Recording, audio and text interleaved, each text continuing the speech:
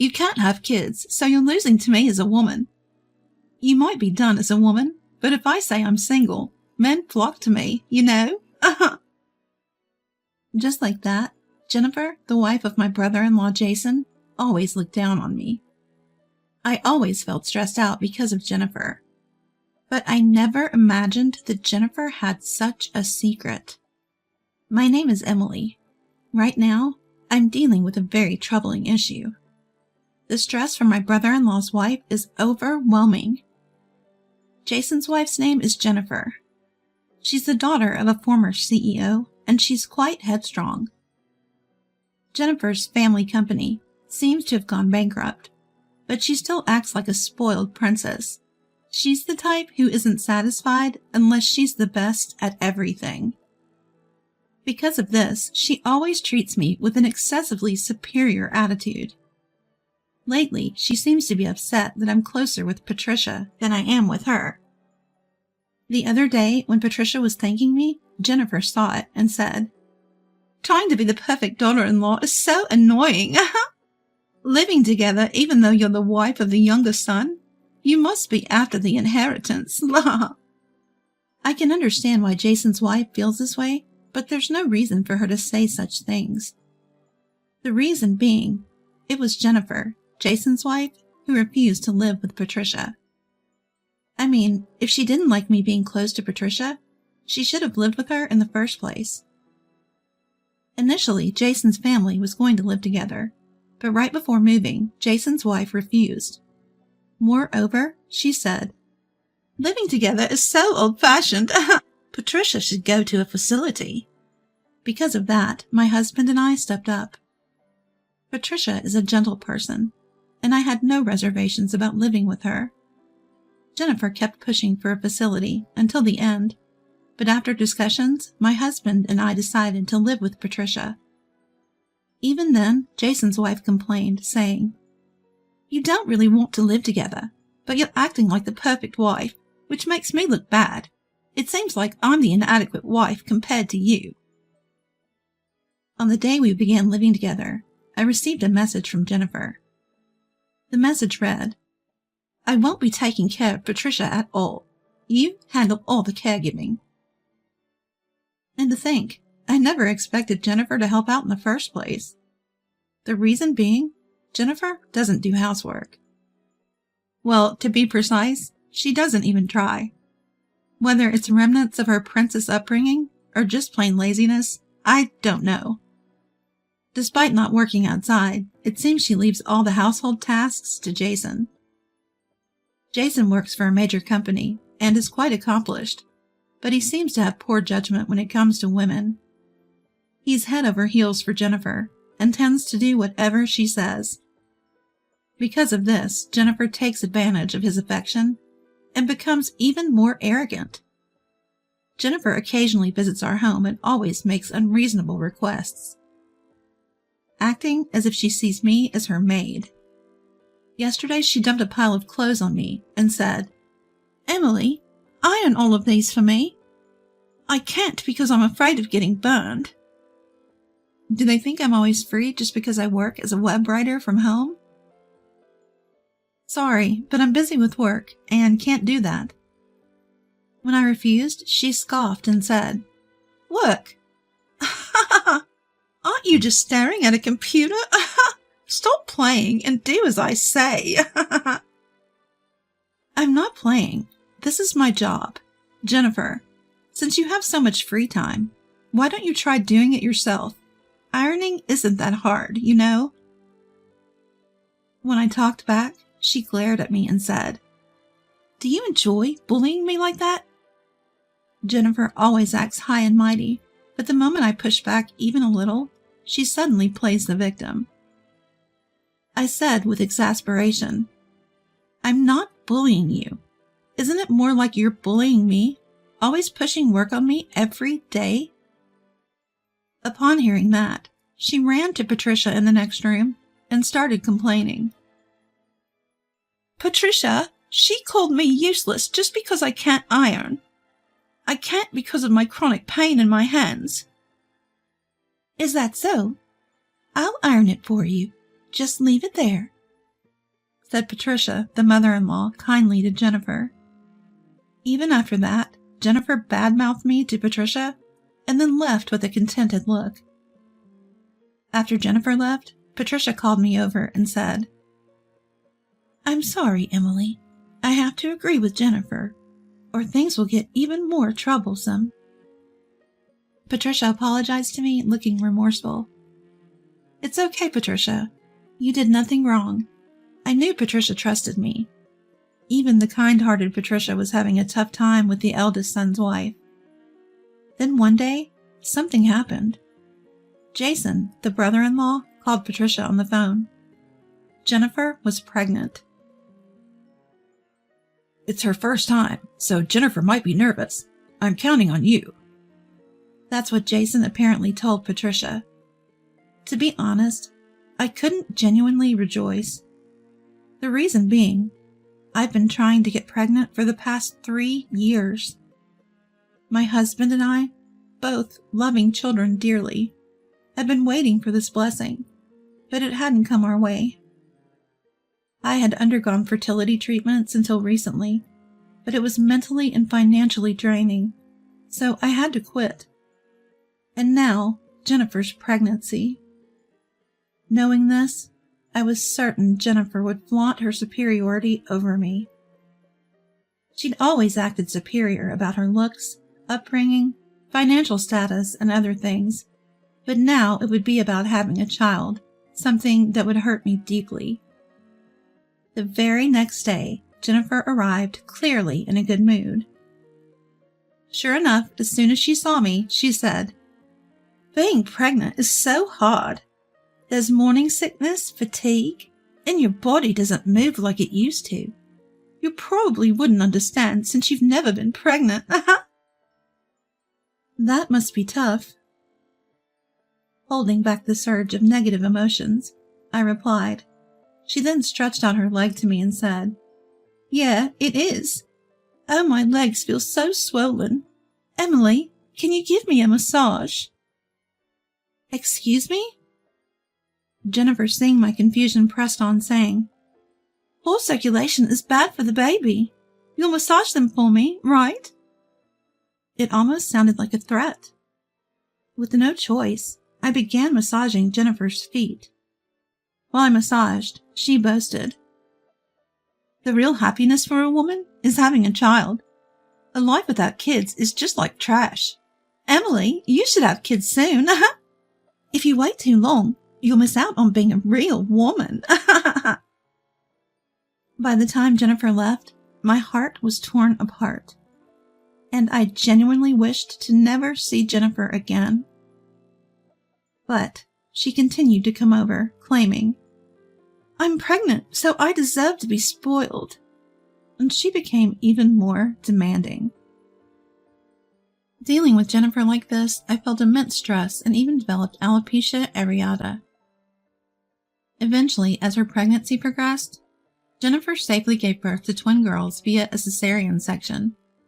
The names of the children are Rebecca and Nancy. The 2 girls were so angelic and adorable, it was hard to believe they were Jennifer's children.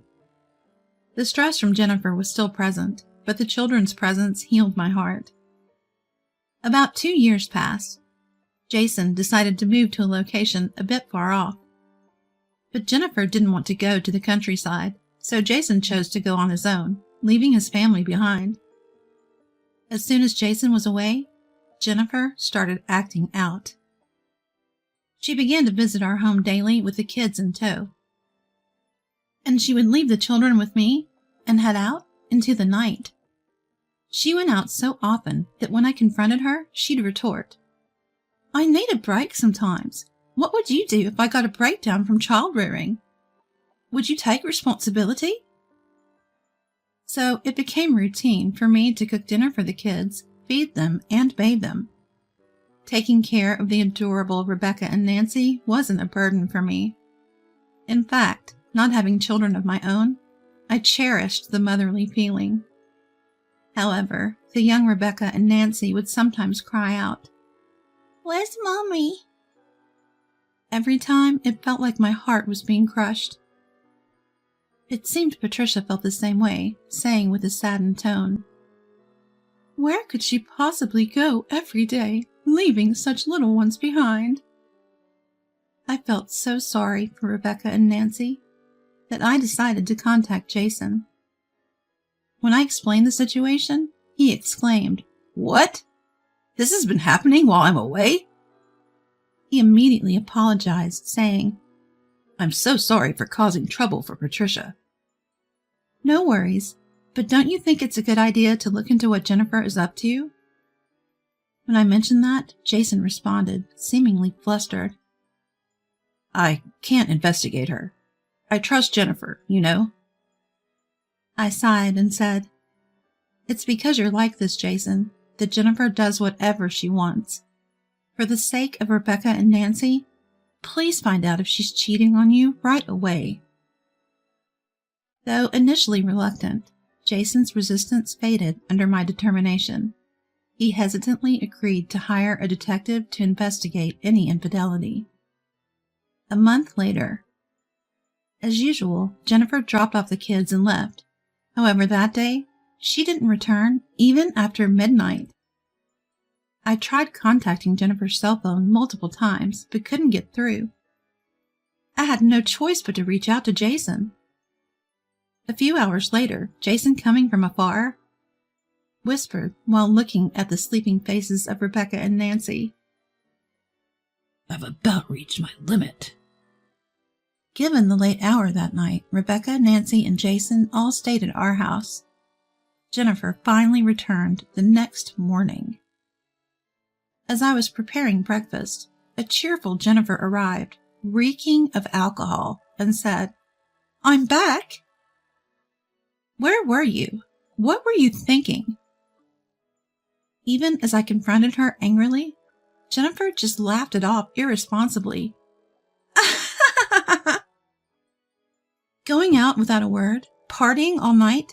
Don't you have any sense of responsibility as a mother?" When I pressed her further, her expression suddenly changed. She snapped, "You think you're so righteous. You don't have kids, so you'll never understand my stress." I was so furious that I fell silent.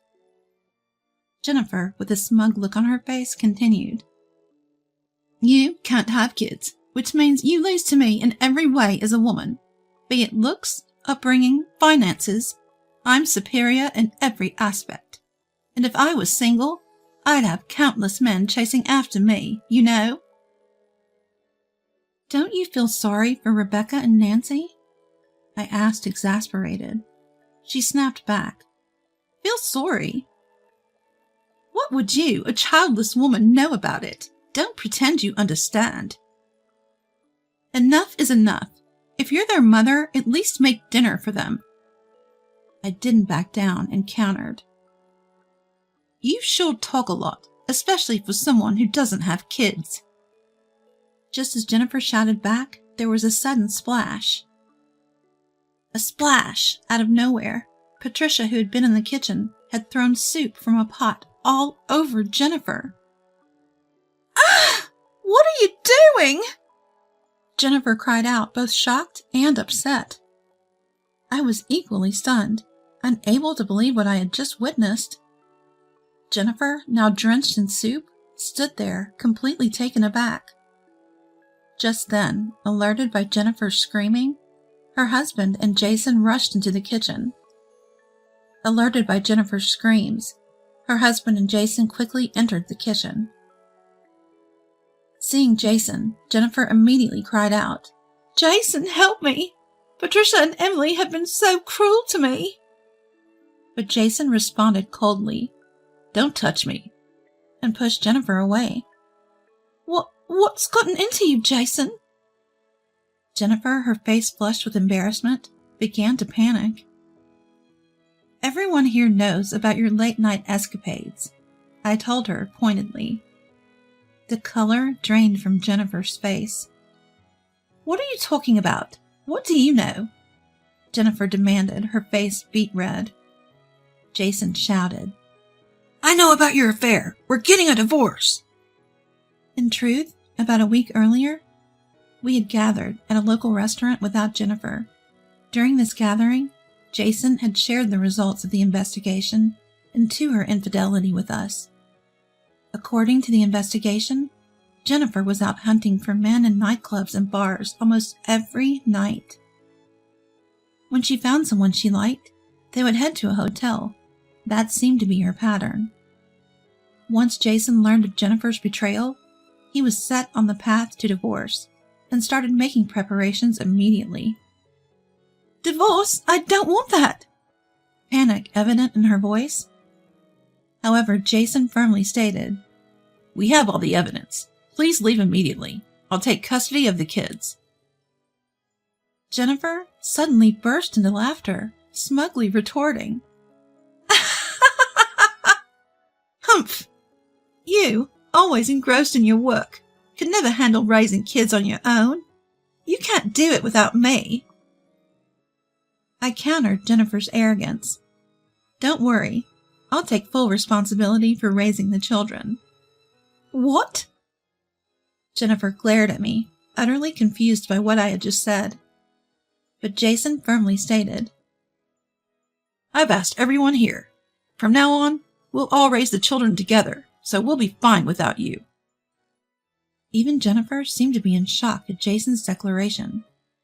She resisted at first, but when faced with the overwhelming evidence of her affairs, it appeared she realized her situation was hopeless. Still reeking of soup, she resignedly filled out the divorce papers. In despair, Jennifer uttered, "What will become of me now, having lost everything?"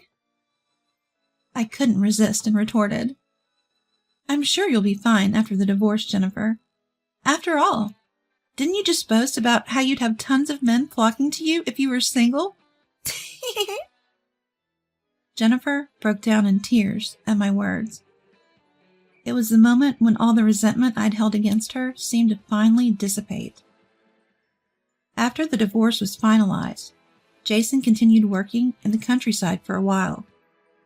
As a result, my husband and I primarily took on the responsibility of raising Rebecca and Nancy. I never managed to have children of my own, but I've been blessed with the joy of raising the adorable Rebecca and Nancy. Patricia, too, looks delighted playing with her granddaughters every day.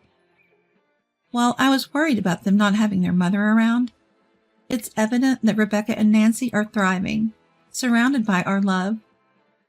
With Jennifer gone, a peaceful life finally graced our home. As for Jennifer, I heard she's been juggling part-time jobs and living in a cheap apartment. Having never worked before, Jennifer seems to be struggling constantly losing jobs or quitting. On top of her living expenses, she has to pay compensation to Jason. It seems she's been long cut off from her family, so with no one to rely on, her life sounds pretty tough. Jennifer, who always held herself above others, probably can't maintain such an attitude anymore. I genuinely hope this turn of events encourages her to change and live a more humble life.